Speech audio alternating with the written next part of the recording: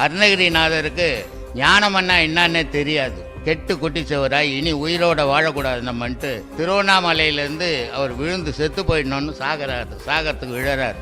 விழும்போது முருகன் கையில் பிடிச்சி இறாப்பா அப்படின்றார்.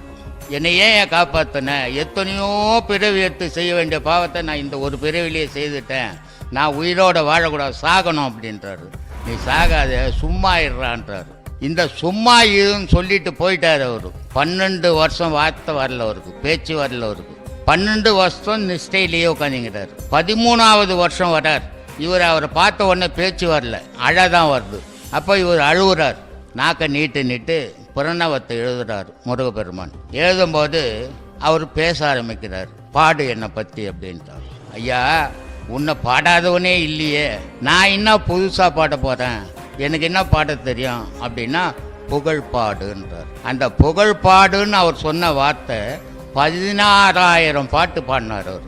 இந்த 16,000 பாட்டுக்கும் அவருக்கும் சம்பந்தமே கிடையாது. ஏன்னா அவர் இருந்த செயல் அந்த மாதிரி. அந்த 12 வருஷம் உட்கார்ந்தவனுடைய பவர் கிடச்சிது அதில், ஞானம் இல்லையா. ஒட்டக்கூத்தன் ஒருத்தன் எல்லாரும் காதையும் அட்டு விட்டுருவான் அவங்ககிட்ட தோத்தா. அருணகிரிநாதர்கிட்ட சொல்கிறான், இது மாதிரி முருகப்பெருமான் பக்தர், முருகனுடைய காட்சி கண்டேன்ட்டு. அருணகிரிநாதர் புலவர் இல்லை, கடவுள் பக்தர் அவர். அப்போது வர வைக்க முடியும்ன்றார். பாட்டு பாடி இவரும் பாடி அவரும் பாடினா மயில் வந்து உட்காந்துச்சு, சாட்சி ஆயிடுச்சு. அப்போ ஒட்டக்கூத்தன் காயதான் அறுக்கணும், அவர் அறுக்கலை. அவர் என்ன சொல்கிறாரு, நீ எவ்வளோ பெரிய வித்வானா ஒன்றா இரு, ஆனால் அடுத்தவனை இழிவுபட்டு வாழாது, அடுத்தவனை புகழ்ந்து ஒன்றா வாழு. ஆனால் உன்னை புகழ்ந்துக்காத, உன்னை புகழ்ந்தினாவே நீ இகழானவன், கீழ்த்தரமானவன் சொல்கிறாரு. ஆனால் அவருக்கு அசிங்கமாகி போயிச்சாங்க ஒட்டக்கூத்து. அதனால் இவனை இருக்கவே விடக்கூடாதுன்னு அந்த திருவண்ணாமலை மன்னருக்கு கண்ணு தெரியாது.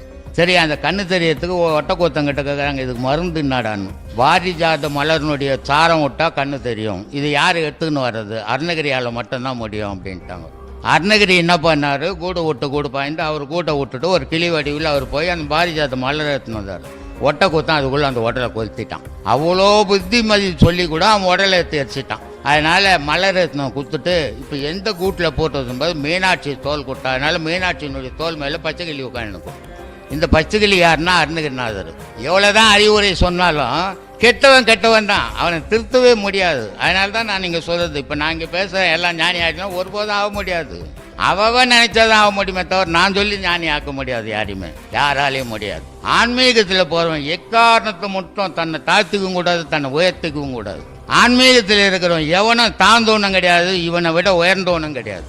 அந்த மாதிரியான மனப்பக்குவம் வரணும் ஆன்மீகத்தில். அப்போ தான் நீ ஆன்மீகத்தில் முன்னேற முடியும்.